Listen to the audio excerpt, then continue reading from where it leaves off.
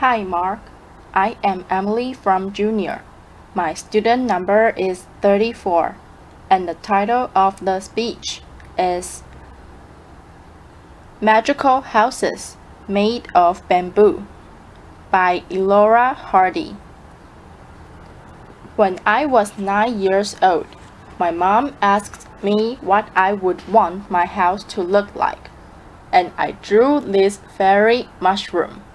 And then she actually built it. Laughter. I don't think I realized this was so unusual at the time, and maybe I still haven't, because I'm still designing houses. This is a 6-story bespoke home on the island of Bali. It's built almost entirely from bamboo. The living room overlooks the valley from the 4th floor. You enter the house by a bridge.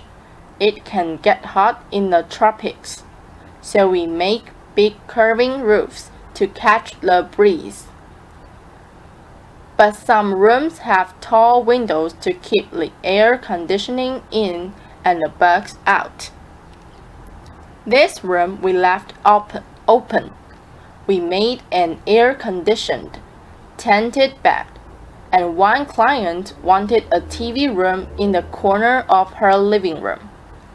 Boxing off an area with tall walls just didn't feel right, so instead we made this giant oven pot.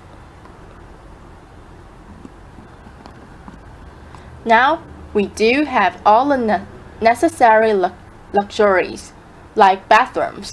This one is a basket in the corner of the living room. And I've got to tell you, some people actually hesitate to use it. We have not quite figured out our acoustic insulation. Laughter. So there are lots of things that we're still working on. But one thing I have learned is that bamboo will treat you well if you use it right. It's actually a wild grass. It grows on otherwise unproductive land, deep ravines, mountain sides. It lives off of rainwater, spring water, sunlight, and of the 1,450 species of bamboo that grow across the world. We use just 7 of them. That's my dad. He's the one who got me building with bamboo, and he is standing in a clump of Dendrocalamus asper niger that he planted just 7 years ago. Each year, it sends up a new generation of shoots. That shoot, we watched it grow a meter in 3 days just last week. So we are talking about sustainable timber in 3 years.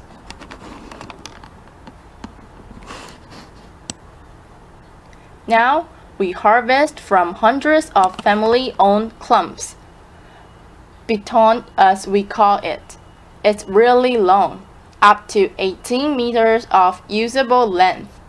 Try getting that truck down the mountain, and it's strong. It has the tensile strength of steel, the compressive strength of concrete. Slam for 4 tons straight down on the pole, and it can take it, because it's hollow. It's lightweight, light enough to be lifted by just a few men or, apparently, one woman. Laughter, applause. And when my father built Green School in Bali, he chose bamboo for all of the buildings on campus because he saw it as a promise. It's a promise to the kids. It's one sustainable material that they will not run out of. And when I first saw these structures under construction about 6 years ago, I just thought, this makes perfect sense. It is growing all around us. It's strong, it's elegant, it's earthquake resistant. Why hasn't this happened sooner? And what can we do with it next? So, along with some of the original builders of Green School, I founded Ibuku. Ibuku means mother, and ku means mine, so it represents my Mother Earth. And at Ibuku, we are a team of artisans, architects, and designers. And what we're doing together is creating a new way of building. Over the past 5 years together, we have built over 50 unique structures, most of them in Bali. 9 of them are at Green Village. You've just seen inside some of these homes, and we fill them with bespoke furniture. We surround them with veggie gardens. We would love to invite you all to come visit someday. And while you're there, you can also see Green School. We keep building classrooms there each year, as well as an updated fairy mushroom house. We are also working on a little house for expert. This is a traditional suburbanist home that we replicated, right down to the details and textiles. A restaurant with an open-air kitchen. It looks a lot like a kitchen, right? And a bridge that spans 22 meters across a river. Now, what we're doing is not entirely new. From little huts to elaborate bridges like this one in Java. Bamboo has been in use across the tropical regions of the world for literally tens of thousands of years.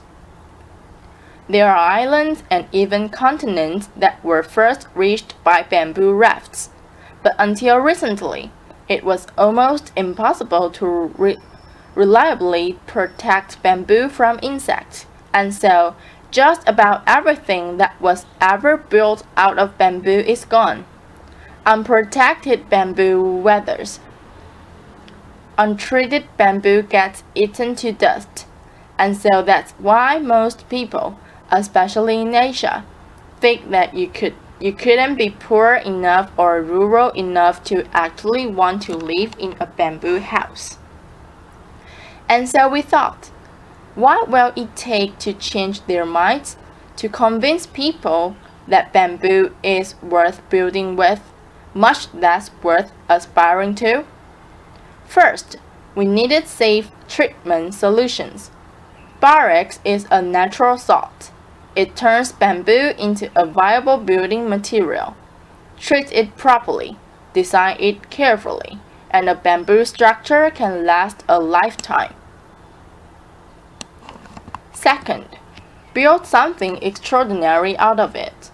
Inspire people. Fortunately, Balinese culture fosters craftsmanship. It values the artisan, so combine those with the adventurous outliers. Form new generations of locally trained architects and designers and engineers. And always remember that you are designing for curving, tapering, hollow poles. No two poles alike, no straight lines, no 2x4s here. The tried and true, well-crafted formulas and vocabulary of architecture do not apply here. We have had to invent our own rules. We ask the bamboo what it's good at, what it wants to become, and what it says is respect it, design for its strengths, protect it from water, and to make the most of its curves. So we design in real 3D, making scale structural models out of the same material that we'll later use to build the house. And bamboo model making is an art, as well as some hardcore engineering. So that's the blueprint of the house. Laughter. And we bring it to site. And with tiny rulers, we measure each pole and consider each curve, and we choose a piece of bamboo from the pile to replicate that house on site. When it comes down to the details, We consider everything. Why are doors so often rectangular? Why not round? How could you make a door better? Well, it hinges battle with gravity, and gravity will always win in the end. So why not have it pivot on the center where it can stay balanced? And while you are at it, why not doors shaped like teardrops? To reap the selective benefits and work within the constraints of this material, we have really had to push ourselves, and within that constraint, we have found space for something new. It's a challenge. How do you make a ceiling if you don't have any flat board to work with? Let me tell you, sometimes I dream of sheet rock and plywood. Laughter. But if what you've got is skilled craftsman and it's side by side little splits, weave that ceiling together, stretch a canvas over it, lacquer it. How do you design durable kitchen countertops that do justice to this curving structure you've just built? Slice up a bounder like a loaf of bread, hand carve each to fit the other. Leave the crust on, and what we're doing. It is almost entirely handmade. The structural connections of our buildings are reinforced by steel joints, but we use a lot of hand-whittled bamboo pins. There are thousands of pins in each floor. This floor is made of glossy and durable bamboo skin. You can feel the texture under bare feet, and the floor that you walk on. Can it affect the way that you walk? Can it change the footprint that you'll ultimately leave on the world? I remember being 9 years old and feeling wonder and possibility and a little bit of idealism. And we've got a really long way to go. There's a lot left to learn. But one thing I know is that with creativity and commitment, you can create beauty and comfort and safety, and even luxury out of a material that will grow back. Thank you. Applause.